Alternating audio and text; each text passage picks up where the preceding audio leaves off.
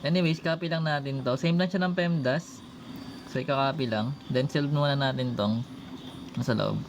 So, copy natin yung bracket. Copy natin yung 2x. Then, ito, distribute natin yung negative 2 tsaka sa parenthesis.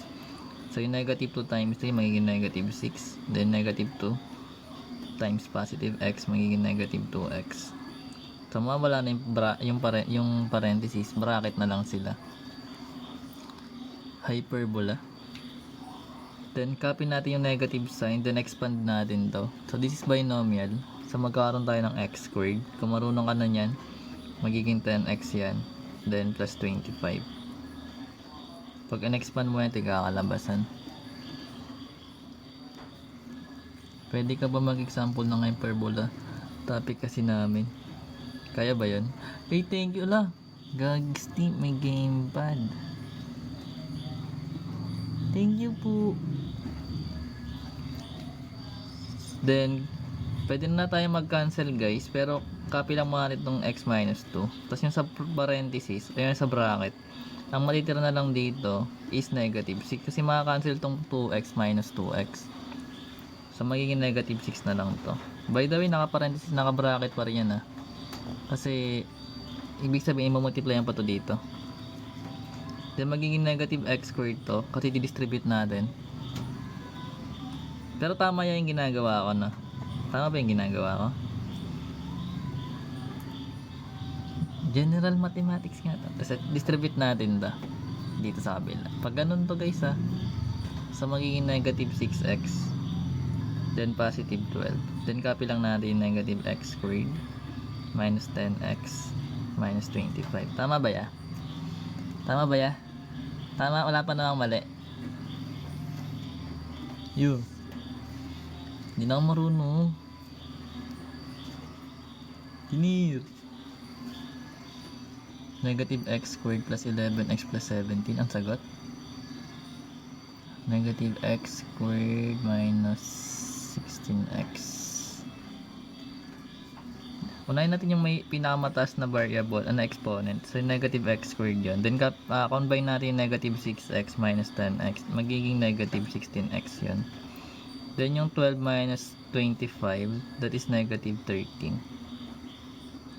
Tama sagot mo, ya? Tama ba sagot mo? Grabe, hindi. Kalog, tama grabe naman yung mental mo yung... Grabe naman yun, muntik nang tumama. Hindi. May papel kasi. Ikaw wala kang papel Gamit mo lang utak. Grabe naman yung utak na yan. Okay, Bobby, tingnan natin to. Kaka-grow garden mo yan Hello. Hindi. Mamaya na tayo mag-pregal. Tingnan natin muna to. Kung marunong pa.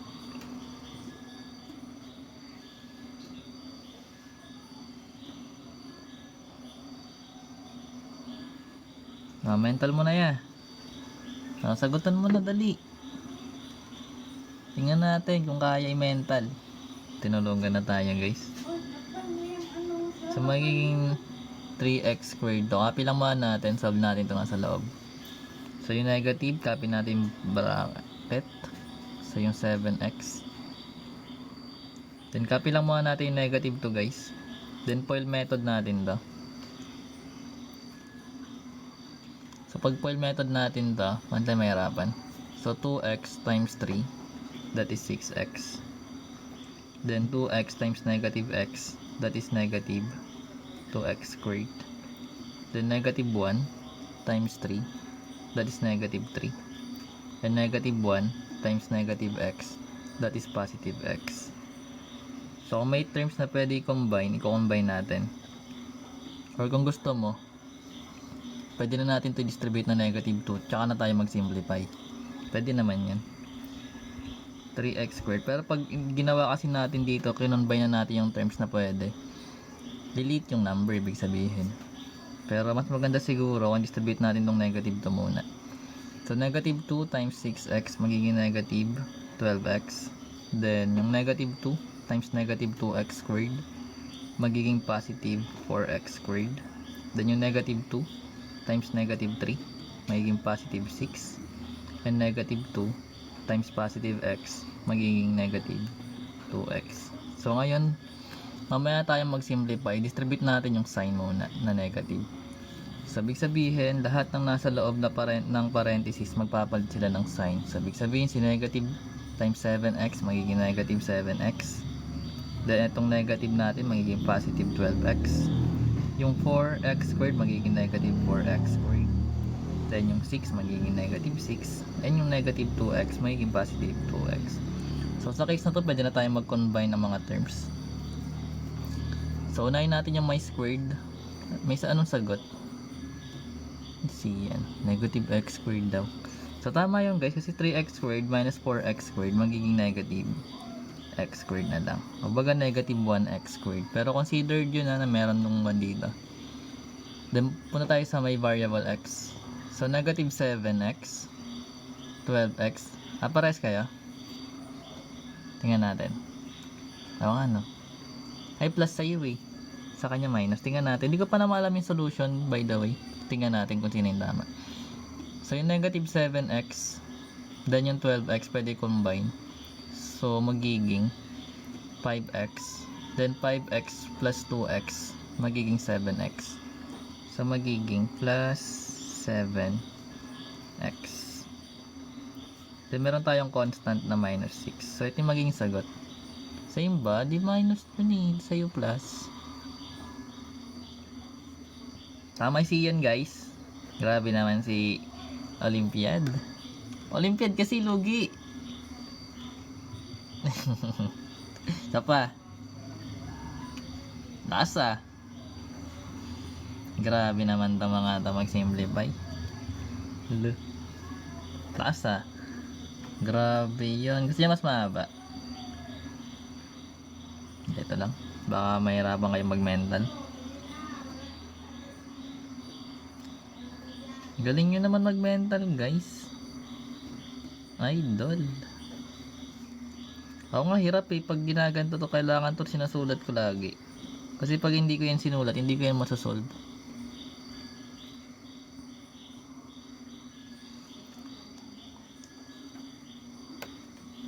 Geng. Okay lang yan. Basta gigets natin yan. So, unin natin to 5x. Then, eto, mamaya na natin i-distribute. Foil method muna natin to. Pag pinoil method natin to, nung kalalabasan, marunong na ba kayo na ito? Foil method. That is x squared plus 5x then minus 14 then plus 3. Ito expand. So pag in-expand naman to, ito pag in-expand naman, basic na lang yung kasi binomial lang. That is x squared minus 4x plus 4. Okay, gets yun. The next, distribute natin itong negative 3, tas yung 3 sa kabila naman. Ito lang gagawin. Sabig sabihin magiging 5x minus 3x squared. Kasama yung negative na sign na. Then magiging negative 15x. Then plus, yung 3 times 14, ano yun? 12, then 42. 42 ba? Tama ba? 12 yun eh, carry 1 to 4. Tama ba 42 guys? I think. So magiging plus 3x squared, distribute lang. Magiging 12x. Then magiging 12. Sabihin pwede natin i-combine yung mga terms na pwede or subtract yung mga opposite sign. So we have negative 3x squared, tas meron 3x squared, maka-cancel na yun kasi magkaiba ng sign. So cancelin na natin yan guys. Then ano pang pwede? Wala na. So meron tayong mga variable x. So yung 5x minus 15x minus 12x, anong kalalabasan? So 5x minus 15, 5 minus 15 is negative 10. Negative 10 minus 12, that is negative 22. Copy natin yung variable. Then we have constant, that is 42 plus 12.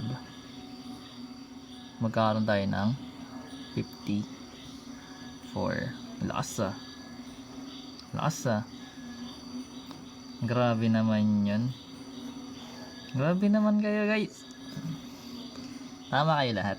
Engineer, tama si engineer. Grabe naman to mga to. Binibasic nyo lang yung ganito. Dami-dami. Sige, isa pa. Marami to. May mali. 54 minus 22x, that's also correct. Pares lang yung guys kasi commutative.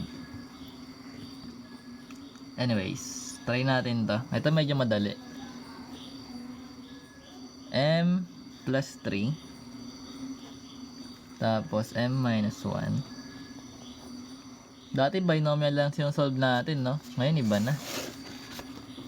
Masyado nang marami. Minus M minus 2 squared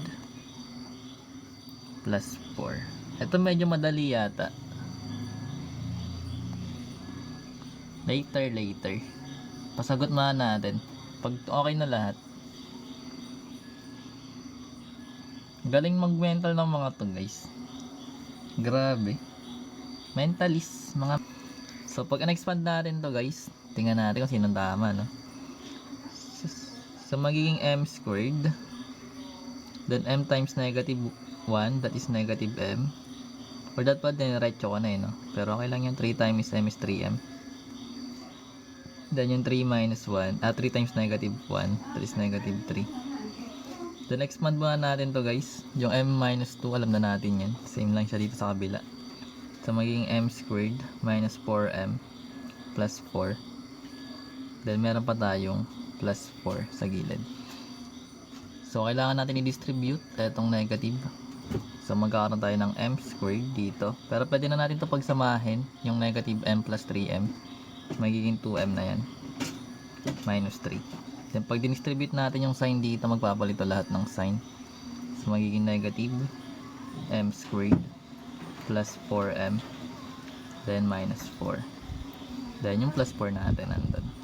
So ngayon kailangan natin mag-simplify. Or yung mga opposite sign pwede na i-cancel. Itong negative 4 tsaka 4, eto pwede na matanggal. Then yung m squared tsaka negative m squared pwede na rin ma-erase kasi opposite sign. Then meron tayong 2m plus 4m magiging 6m. Then yung minus 3 natin. Lakas, grabe. Grabe naman tong dalawang to guys. Followers. Ito pa, meron pang space eh. Busin lang natin na. Nice space.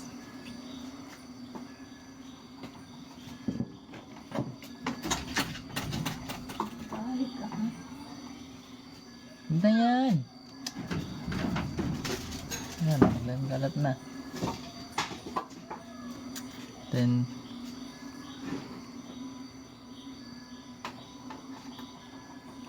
plus 5 na lang natin.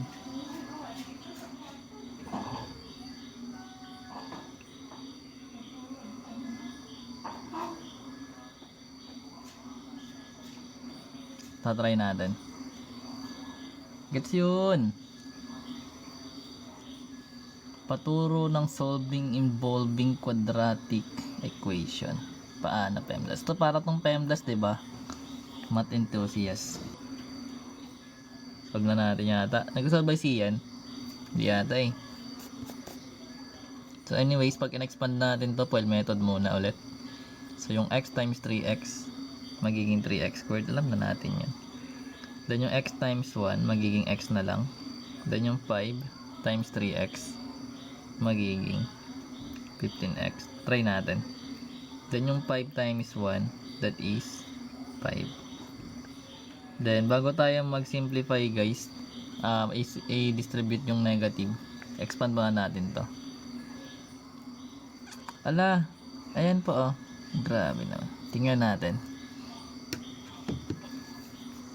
So magkakaroon tayo ng 4x squared dito. Then yung 2 times negative 1 magiging negative 4 yan. Kung alam mo mag-expand guys ng madali, Pascal lang yun. Diba? Then plus 1 dito. Anong topic? Simplifying algebraic expression lang to guys. So pwede na natin to i-simplify or distribute natin yung 2. So magiging 2. Talaga ba guys? Tingnan natin. So magkaroon tayo ng 6x squared plus 2x then plus 30x. Alam na natin to kasi dinidistribute lang naman natin yung 2. Then plus 10. Then magkaroon tayo ng negative 4x squared plus 4x then minus 1. Bakit naging bago yung sign? Kasi yung negative sign guys, kailangan yung i-distribute. Then pwede na natin i-combine yung mga similar terms. Meron tayong x squared, meron tayong x squared dito. So 6 minus 4 magiging 2x squared yun. Then yung 2x plus 30x plus 4x, that is magiging 36x, diba? Kasi 2x plus 30x, that is 32 plus 4, 36. And 10 minus 1, that is 9. Yan tama. May nakatama ba doon?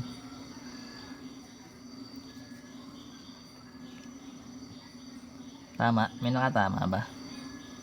Anong i-help? Tama si ano daw? 6y plus, expand natin to guys. So pag na-expand natin to, 3y times y, gets na natin yan, magiging 3y squared. Then yung 3y times 2 magiging 6y. Then yung 1 times y magiging y na lang. Then yung 1 times 2 magiging 2.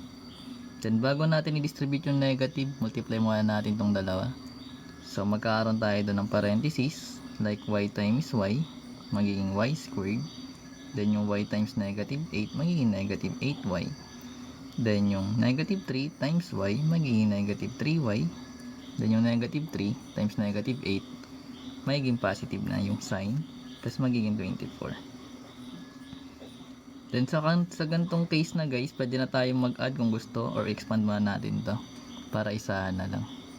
So ibig sabihin magkakaroon tayo dito ng 6y pa rin. Copy lang natin tong side na to. Distribute muna natin yung negative sign.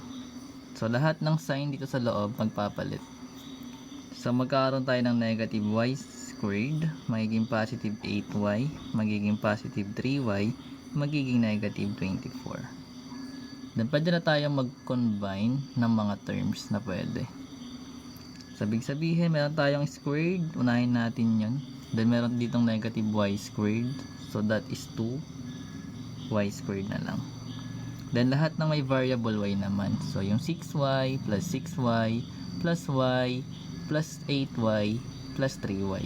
Dami. So 6 plus 6, that is 12, plus 1 is 13.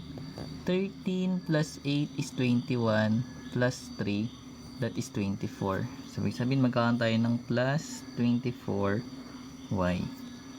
Then as for constant, we have 2 minus 24, that is negative 22. Tama ba ya? Yeah, tama ba ya? Grabe naman, pinactor out. Wala lang factor out. Ano to expression? May space pa siya pa dito guys, isa pa. Grabe naman si engineer. Pinapahirapan pa ako. Ano guys, parang lang siyang PEMDAS. Actually, same lang siya sa PEMDAS na pag may parenthesis, syempre yun, pero mamultiply mo yun. 'Di ba? Last number para dito. 6x minus 4. Then x plus 10. Then x minus 1 plus x plus 1. Then squared. Dali, baka magets mo na yan ngayon. So magkakaroon tayo dito ng 6x. Then yung negative 4, copy lang. Expand natin tong x plus 10 times x minus 1. So kung marunong ka na mag-expand yan guys, ang kakalabasan yan is x squared plus 9x minus 10. Gets yun? Kung bakit naging ganun. Pag pinoil method mo yan guys, kasi magkakaroon ka ng x times x is x squared, 10 minus 1 is 9, then 10 times negative 1 is negative 10. Pwedeng ganun yan guys. Pero kung may number to sa unahan, ibang ano yun na, mas maganda expand mo yun. So ito guys, expand lang, binomial. Bakit walang 10x? Kasi sinubtract ko na siya kagad, ano, iglo ba yan? Kasi tingnan mo, kung 10x minus x, edi magiging 9x na lang din yan. Hindi ko na siya nilagay. Gets yun? Then ito magiging x squared plus 2x plus 1. Pag in-expand, ibig sabihin dalawang x plus 1 yan ay mamultiply mo, tapos ipapoil method mo rin siya. Ito yung kakalabasan. Gets na yun. Na, di ko gets. Grabe naman yun guys.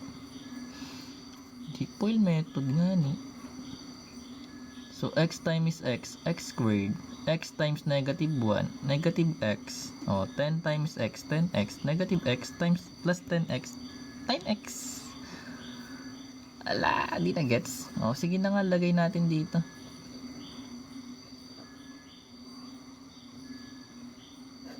X times x squared.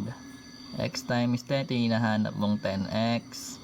Negative 1 times x is negative x.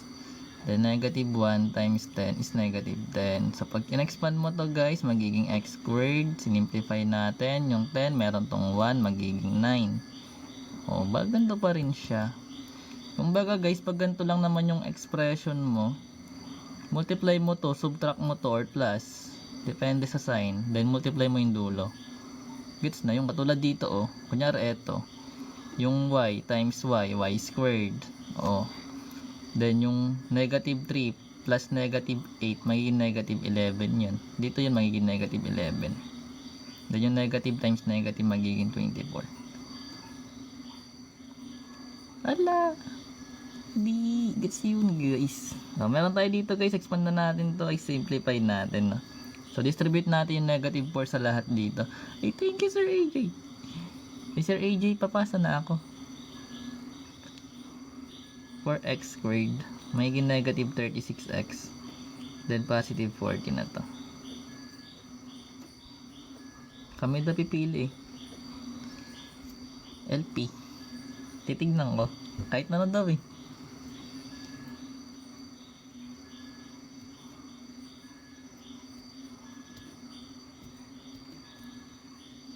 So tingnan natin to guys, combine natin. Kahit ano nga sabi niya sa reject, sabi doon. Meron tayong negative 4x squared, then x squared magiging negative 3x squared yun. Subtract natin negative 4, tas yung 1 dito. Then meron tayong 6x, negative 36x, tapos 2x. Ilan lahat yun? So 6x minus 36x, that is negative 30x. Negative 30x plus 2x. Ilan lahat yung guys?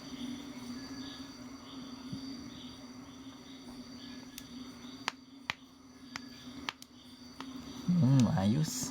Marunong tayo ng integers na tsaka polynomials. So that is negative 28. That's correct. Then yung constant natin, meron tayong 40 plus 1. That is 41. Basic. Tama siya. Tama ba si engineer?